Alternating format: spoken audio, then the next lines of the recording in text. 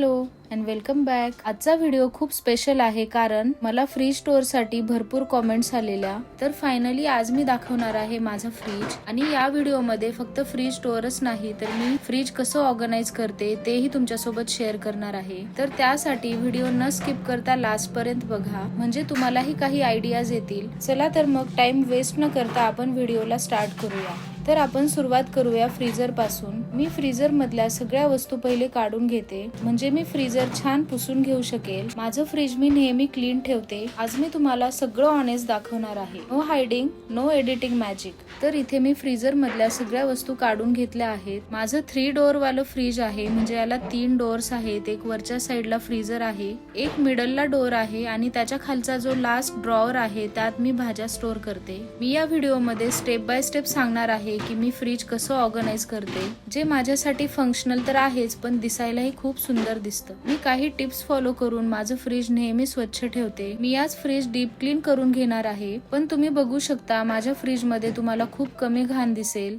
आपण जेव्हा फ्रीज नेहमी स्वच्छ ठेवतो, फ्रीज मध्ये ना नेहमी एक स्ट्रॉंग स्मेल येतो, तर तो स्मेल कधीच येणार नाही तुमच्या फ्रीज मधून जर तुम्ही स्वच्छ फ्रीज नेहमी मेंटेन केला तर. आपलं फ्रीज म्हणजे फक्त वस्तू ठेवण्याची जागा नसते, ती असते आपल्या फॅमिलीची काळजी, बाळाचं दूध, नवऱ्याचा डब्बा आणि गेस्ट साठी ठेवलेले स्वीट्स. आणि मला असं वाटतं की फ्रीज मोठं असण्यापेक्षा ते फंक्शनल असायला हवं. माझं फ्रीज वर्लपूल कंपनीचं आहे. हे फ्रीज 3 डोअरचं असल्यामुळे जागा तर भरपूर मिळतेच पण सगळ्या गोष्टी छान सेपरेट ठेवता येतात. मी फ्रीज मधले सगळे कंटेनर्स काढून घेतले आहेत. आता मी याला छान वॉश करून घेते. माझ्याकडे या टाइप्सचे असे ट्रान्सपरंट कंटेनर्स आहेत आणि हे कंटेनर्स मी 4 ते 5 वर्षांपासून वापरत आहे. जर तुमच्या फ्रीज मध्ये भरपूर जागा असेल तर तुम्ही या टाइप्सचे कंटेनर्स यूज करून छान फ्रीज ऑर्गनाइज करू शकता किंवा मग कुठलेही प्लास्टिकचे डब्बे यूज करून तुम्ही फ्रीज छान ऑर्गनाइज करू शकता. मला असं वाटतं की एकदा चांगल्या गोष्टींमध्ये इन्व्हेस्ट केलं तर ते लॉंग टाइम साठी टिकतात.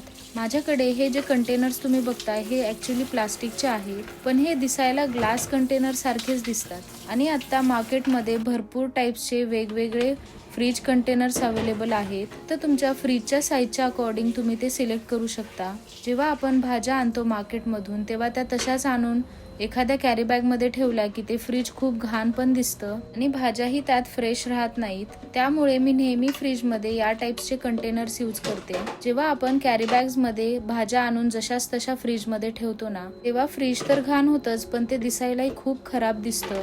आणि आपलं जेव्हा फ्रीज छान ऑर्गनाइज केलेलं असेल ना तेव्हा आपला किचन मधला भरपूर वेळ वाचतो. तर मी या प्रत्येक कंटेनर्सवर असे लेबल्स लावून घेतलेले आहेत कारण मी यात मॉइश्चर साठी किचन टॉवेल्सचा यूज करते. म्हणून या लेबल्सची मला खूप हेल्प होते म्हणजे मला जी वस्तू पाहिजे आहे मी डिरेक्टली त्या डब्यातून घेऊ शकते. मी या कंटेनर्स मध्ये दोन्ही साईडला नॅपकिन टाकून घेते म्हणजे हे मॉइश्चर ऍब्सॉर्प्शन साठी इझी होतं. आणि यात ठेवलेल्या ज्या वस्तू आहेत त्या लॉंग टाइम साठी छान फ्रेश राहतात. आणि हो, मी आज तुमच्यासोबत ज्या काही टिप्स आणि ट्रिक्स शेअर करतेय ना त्या सगळ्या ट्राईड आणि टेस्टेड आहेत त्यामुळे तुम्ही या फॉलो करू शकता. कढीपत्ता, मिरची किंवा मग कोथिंबीरला असं दोन्ही साईडने छान रॅप करून घेतलं ना ते छान जास्त दिवस टिकतं. माझ्याकडे या टाइप्सचे 6 कंटेनर्स आहेत जे मला मोर दॅन इनफ होतात. आपण जेव्हा फ्रीज साठी कंटेनर्स घेतो ते सेम साईज आणि कलर्सचे असतील ना तर ते दिसायलाही छान ऑर्गनाइज आणि क्लीन दिसतं. मी यातला एक कंटेनर फुलं ठेवण्यासाठी पण यूज करते. यात फुलं 15 दिवस जशाच तशी राहतात. डीमार्ट मध्येही खूप छान आणि रिझनेबल प्राइस मध्ये प्लास्टिक कंटेनर्स मिळतात जे आपण फ्रीज मध्ये ऑर्गनाइज करण्यासाठी यूज करू शकतो. तर आता मी हे फ्रीजर छान पुसून घेणार आहे. मी काही दिवसांपूर्वी इथे मसाल्यांचे पॅकेट स्टोअर केलेले त्यामुळे ते मसाले थोडेफार इकडे तिकडे लागलेले आहेत. फ्रीज क्लीन करण्यासाठी मी या स्प्रे बॉटल मध्ये थोडंसं विम लिक्विड टाकलं आणि त्यात पाणी ऍड केलं.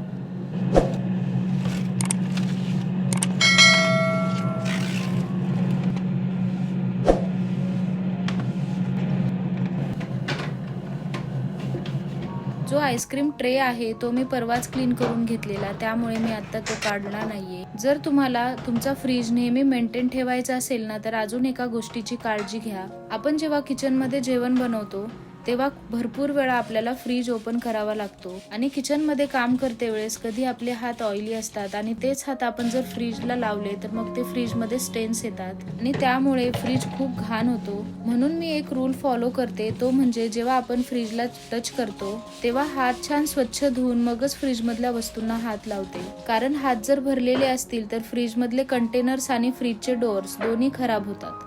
फ्रीज नेहमी स्वच्छ ठेवण्यासाठी मी वीकली एक रूल फॉलो करते. जेव्हा आपण फ्रीज वीकली रिस्टॉक करतो म्हणजे आपण आठवडाभराच्या भाज्या एकदा आणतो आणि त्या रिस्टॉक करतो, तर नवीन वस्तू किंवा नवीन भाज्या ठेवण्याआधी जुनं काही फ्रीजमध्ये आहे का, म्हणजे जे एक्सपायर झालेलं आहे आणि ते तसंच फ्रीजमध्ये पडून आहे, म्हणजे नको असलेल्या सगळ्या वस्तू काढून घ्यायच्या.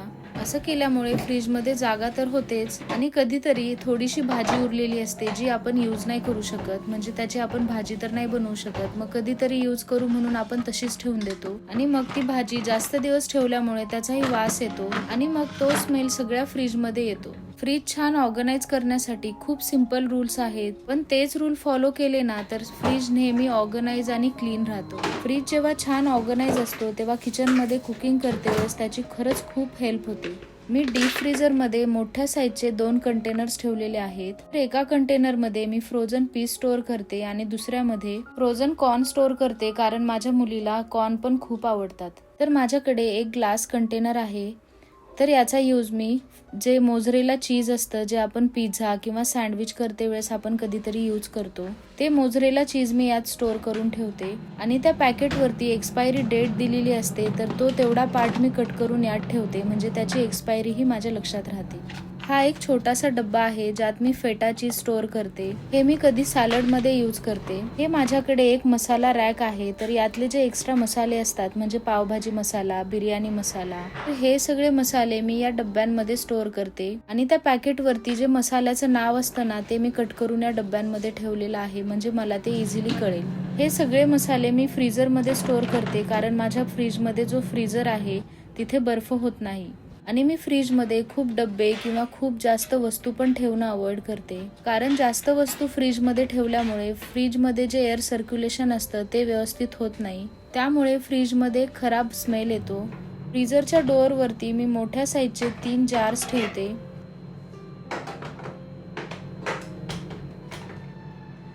या ग्लास कंटेनरमध्ये मी आलं लसूणची पेस्ट स्टोअर करून ठेवते. यात आहे डेसिकेटेड कोकोनट, तीळ आणि या कंटेनरमध्ये मी फ्रोझन स्ट्रॉबेरी स्टोअर करून ठेवते. या फ्रोझन स्ट्रॉबेरीचा यूज मी स्मूदी बनवण्यासाठी करते, जे मला ब्रेकफास्टमध्ये खूप इझी होतं. तर इथे फ्रीजर छान ऑर्गनाइज केल्यानंतर आपण आता खालचा पार्ट बघूया, म्हणजे मिडलवाला जो डोअर आहे तिथे मी काय काय ठेवते. इथे मी जे 6 कंटेनर्स तुम्हाला दाखवले होते ते सगळे कंटेनर्स मी इथेच ठेवते आणि सगळ्यात वरचा जो शेल्फ आहे तो मी लेफ्ट ओव्हर साठी, म्हणजे आपल्या ज्या रोजच्या उरलेल्या भाज्या किंवा कधी काही एक्स्ट्रा असेल तर ते स्टोअर करण्यासाठी मी वरचा शेल्फ यूज करते. या टाइप्सचे व्हर्टिकल बॉक्सेस पण तुम्ही फ्रीजमध्ये यूज करू शकता, याला जागा पण कमी लागते. मी नेहमी असे खोबऱ्याचे स्लायसेस करून ठेवते, म्हणजे मला जेव्हा कुठलंही वाटण करायचं असेल तर हे मी पटकन घेऊन याचा यूज करू शकते. आणि खोबरं बाहेर ठेवलं की त्याचा स्मेल येतो किंवा मग ते खराब होतं, त्यामुळे मी याला असं स्लाइस मध्ये कट करून स्टोअर करते फ्रीजमध्ये. कढीपत्ता असा एखाद्या एअरटाईट जारमध्ये जर स्टोअर करून ठेवला तर तो भरपूर दिवस छान फ्रेश राहतो. या जारमध्येही मी दोन्ही साईडला किचन नॅपकिन वापरते, म्हणजे हे जास्त दिवस छान फ्रेश राहतं. फ्रीजच्या डोअरवरती जर लिंबू ओपन ठेवले तर ते लवकर खराब होतात. याला असं एअरटाईट जारमध्ये छान स्टोअर करून ठेवलं ना तर भरपूर दिवस टिकतात. मी हे 15 दिवसांपूर्वी लिंबू आणलेले आहेत आणि तुम्ही बघू शकता अजूनही किती फ्रेश आहेत. या कंटेनरच्या साईडला थोडीशी जागा उरते, तर त्या जागेत मी हे सगळे जार्स ठेवते.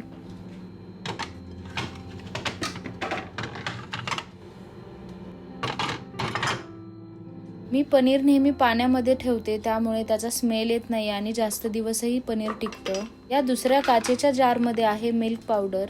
आणि फ्रीजमध्ये एअरटाईट जार यूज केल्याचा एक फायदा होतो, तो म्हणजे यातला जो फ्रेशनेस आहे तो तर राहतोच, पण प्रत्येक वस्तूला ना एक स्मेल असतो आणि एअरटाईट जारमध्ये आपण जी वस्तू स्टोअर केली ना तर तो स्मेल बाहेरच्या दुसऱ्या वस्तूंना लागत नाही.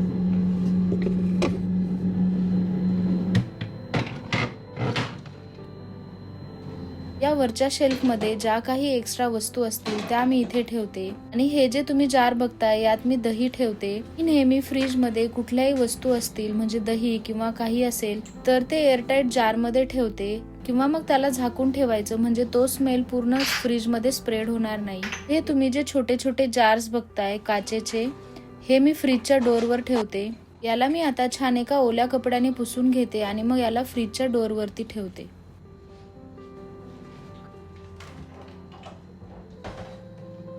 या छोट्या जारमध्ये आहेत स्लाइस केलेले काजू, बदाम. यात आहे मठ्ठा बनवण्यासाठीचं प्रीमिक्स मी जे माझ्या व्लॉग मध्ये शेअर केलेलं आहे. मी नेहमी फ्रीज मध्ये वेलची पावडरही स्टोअर करून ठेवते म्हणजे मला जेव्हा कुठलंही डेझर्ट बनवायचं असेल तर याची खूप हेल्प होते. या जार मध्ये आहेत थोडेसे बदामचे स्लाइसेस आणि हा आहे बेकिंग सोडा. या थोड्या मोठ्या साईजच्या जार मध्ये मी पॉपी सीड्स म्हणजे खसखस स्टोअर केलेली आहे.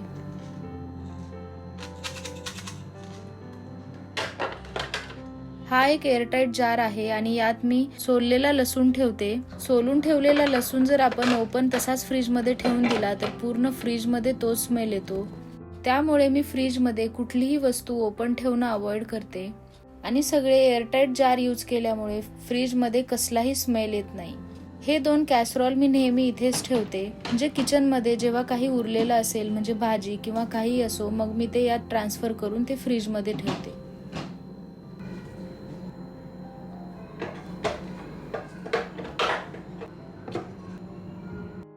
या फ्रीजच्या डोअरवरती छोटे छोटे 2 शेल्फ आहेत. त्यात मी चीज स्लाइसेस, योगर्ट आणि बटर स्टोअर करते.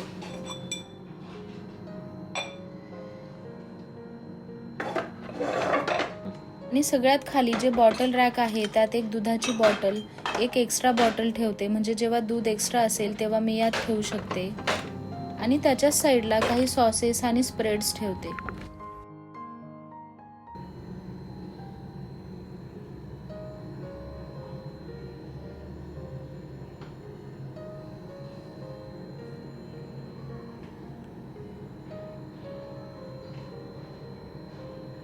तर हे फ्रीजर मी असं सिंपल वेने ऑर्गनाइज केलेलं आहे.